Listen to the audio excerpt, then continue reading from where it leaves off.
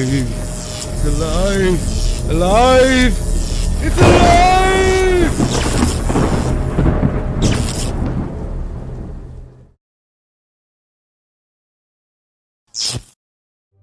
Hello, okay. Next tutorial. This time I'm meant to be dressed up as my take on a horror classic, Frankenstein's monster.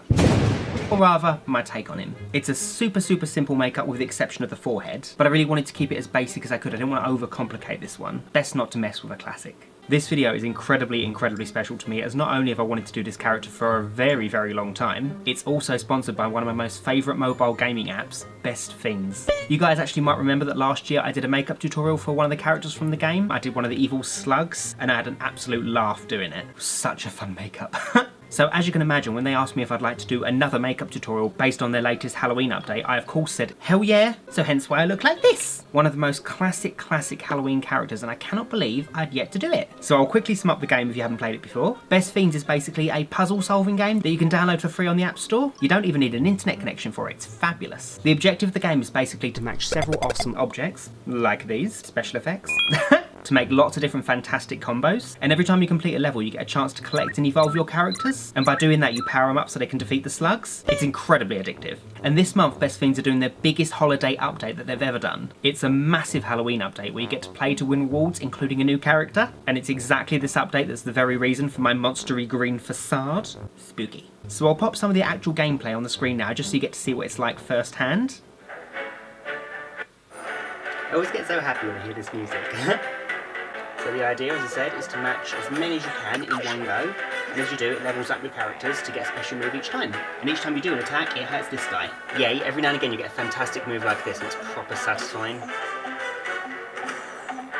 Boop. Yay! And I do believe, unless I'm mistaken, I've done this level. Hold on. Yay! I've been stuck on that level for ages! You guys are my lucky charm. Yay!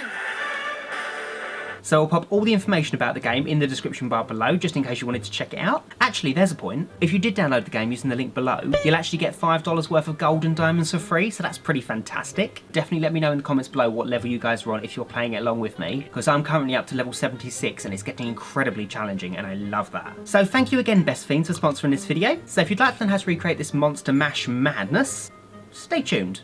So we're going to get this ball rolling by popping on a plain latex ball cap and blocking out your eyebrows. These two steps are fairly important to this look, so I'll pop two links on the screen right here that will take you to two videos that I did in the past to teach you guys how to do both those things. I'll also pop those links in the description bar below, just so I don't have to teach you how to do it in this video to make things go a little bit quicker. So I'm going to do both those things and we'll continue on from there.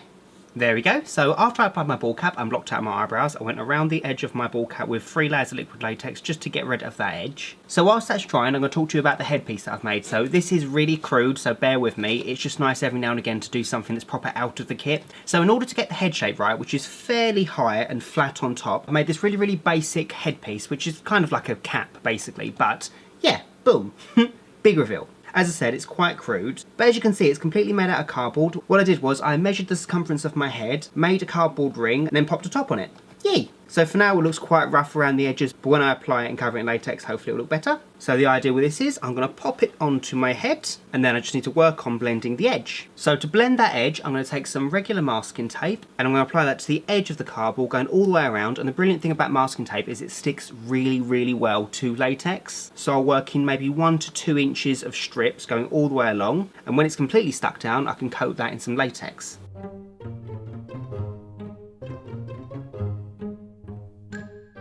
So once you're happy that it's all stuck down, I'm going to take some more liquid latex and a sponge, and with that I'm going to cover the entire cardboard surface and sides and the edge wherever I've gone with the masking tape. I'm also going to be going over my forehead and my brows because I'll be building that up later. Please note that if you do go over your eyebrows with latex, make sure when you block your eyebrows out with Spirit Gum and wax, you also do an extra layer of Spirit Gum just to make it extra safe. So I'm going to do all that for about 4 coats.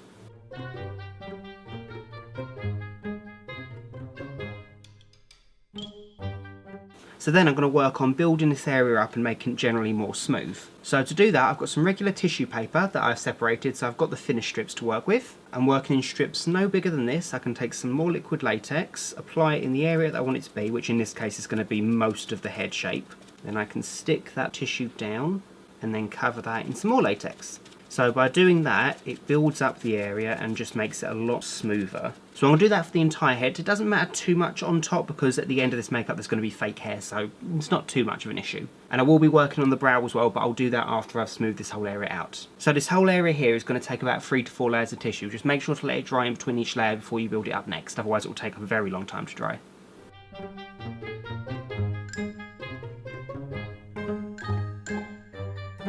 Then I can move on to my brow. So I'm going to take some more liquid latex and start coating this whole area here. So I'm going to have a very, very, very stern, straight across brow. It's not going to be particularly angry or sad looking, it's just mostly very stern. So I need to make this quite a thick, heavy brow. So I'm going to cover this entire area.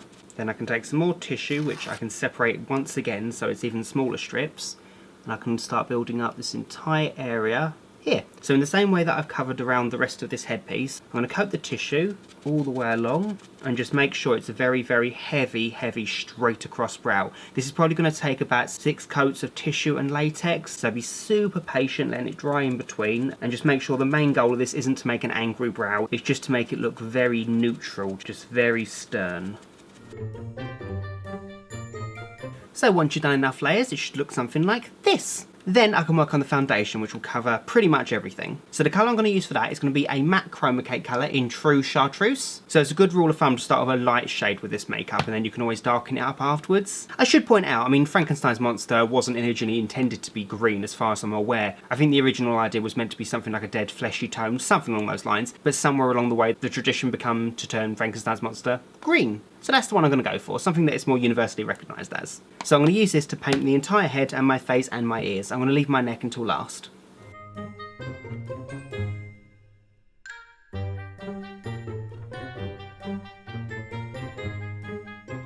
Then I'm going to take another matte Chromacake colour, this one is in Landscape Green, and with that I can apply it to the sides of my face, going around where my temples would be, much higher obviously, and then going around my cheekbones. I can then just blend that out.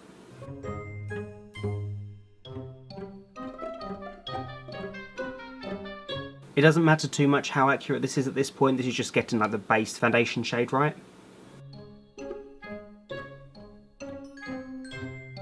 So then, taking my trusty MAC Black paint stick, which is a really nice dark cream, I can start working on all of the detail of the face, so the nasolabial folds and the contouring of the cheeks. Yeah. So I'm going to start in the middle of the face and work outwards, and I can blend it out afterwards.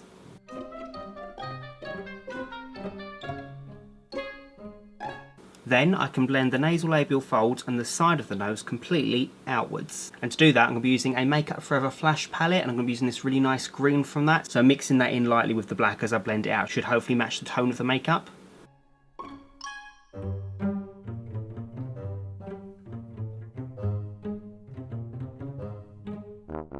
Then I can blend the area around the mouth and the chin downwards.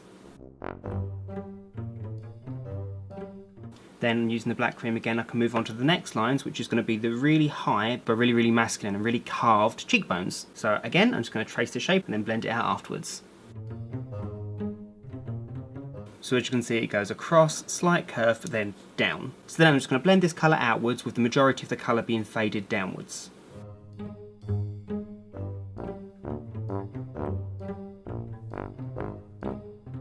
So yeah, very gaunt looking, very harsh. So then I'm going to move on to the eyes, doing the same thing again. I'm going to use the black cream by MAC, and I'm going to mix in that Make Up For Ever green after I've applied the black, just to get that hint of green in there. So when I colour this area, I'm going to make sure I don't go above this hooded brow, because otherwise it would ruin the illusion that it is so far forward. And the shape is going to be very pointed downwards, because that's going to create the eye bag underneath.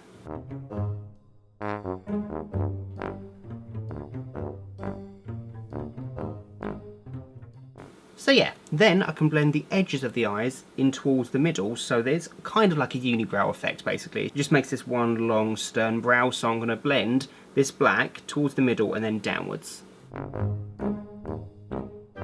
Then I'm going to start moving up a little bit, and I'm going to do the same effect that I did on the cheekbones with the temples.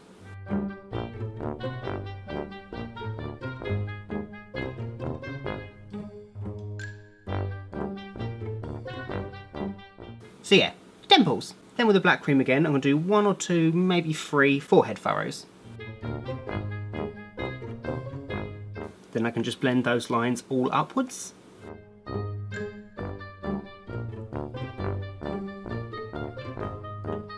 Then with the lips I can take the black cream and a really fluffy brush and I can just dab that in the middle of the lips and blend it outwards. Then I'm just going to score that colour outwards all the way around the lips. So on the bottom half I'll be scoring downwards, on the top half I'll be scoring it upwards. So then I'm going to work on some little bolts on top of the head. So initially I was going to paint them, but I thought to make them a bit more three-dimensional, I think I'll make some. So I've just made these little tiny shiny bolts. I just made them by like stacking cardboard and cutting them out and spray painting them with a metallic spray paint. And I've got 4 of those and I'm going to stick them down with Pro Stick going along the top of my head. Don't worry about them being hidden by the hair because the hair is going to be very sparse when I apply that.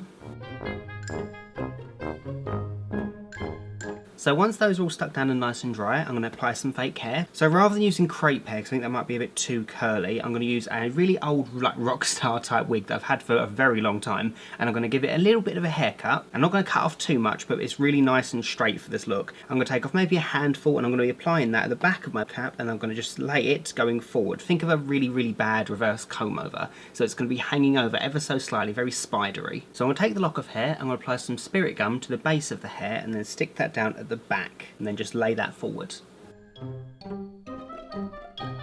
Okay, hair, albeit very flat hair, but I think that's the point.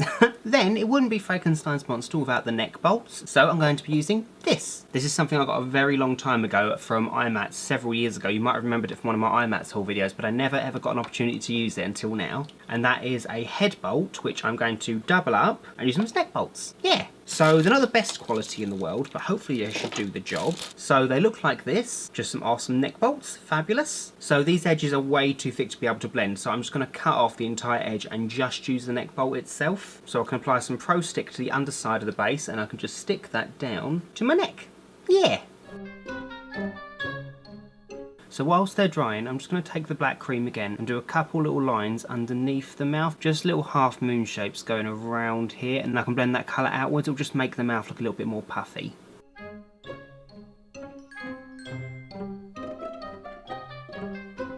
So then I can paint the rest of my neck and chest in the true Chartreuse matte Chromacake watercolour. So then I think that's pretty much it for the neck. I would do some more detail, but I'm not overly sure how much skin is going to be on show with the costume. So with that said, I'm going to go pop on my costume, pop in some contact lenses, and we'll see what we've got. And there we go. That's my look, officially complete. So I finished the look off by popping in 2 contact lenses, which I was debating whether or not I wanted to have just regular size black contact lenses, but my eyes are quite dark anyway, so I thought I'll do something to amp it up a little bit more. So I popped in these super opaque looking yellow sclera lenses, which I got from scleraxl.com. I'll pop that link in the description bar below. They're just very sickly looking and I love it. Plus it matches the overall complexion. The costume I popped on is from partycity.com. I'll pop that in the description bar below as well. It's a classic Frankenstein's monster costume, and to be perfectly honest, I'm living for the shoulder pads. And yeah, so I really hope you guys enjoyed my take on Frankenstein's monster. It's an absolute classic design, so I hope it's okay that I put my mini spin on it. With the exception of the whole forehead piece, it's a relatively simple makeup, so I hope it's okay that I didn't go too overboard with the design. So yeah, thanks so much for watching, guys. If you'd like this tutorial, you know what to do. Like, comment, subscribe, and all that jazz. And a super massive thank you again to Best Fiends for sponsoring this video. You guys make the most addictive apps ever, and I love it. And yeah, so until next time, bye guys!